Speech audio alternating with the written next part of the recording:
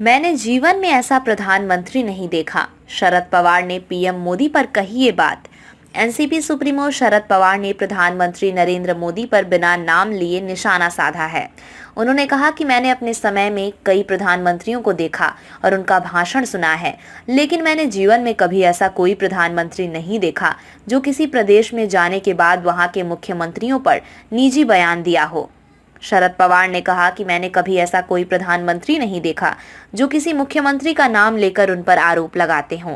NCP प्रमुख शरद पवार मुंबई में merchant association की एक बैठक में व्यापारियों को संबोधित कर रहे थे।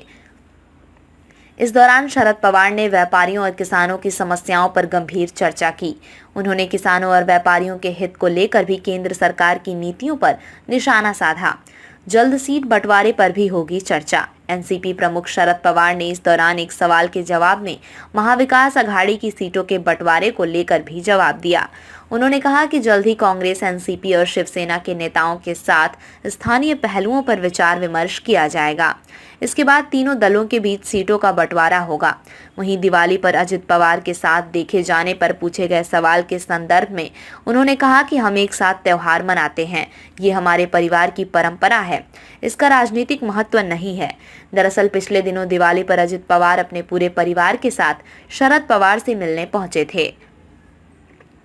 केंद्र को व्यापारी किसान की चिंता नहीं, शरद पवार ने कहा कि व्यापार और सहकारी क्षेत्र में जो भी लोक कल्याणकारी कानून पारित किए गए हैं वे किसानों और व्यापारियों के हित में नहीं लगते।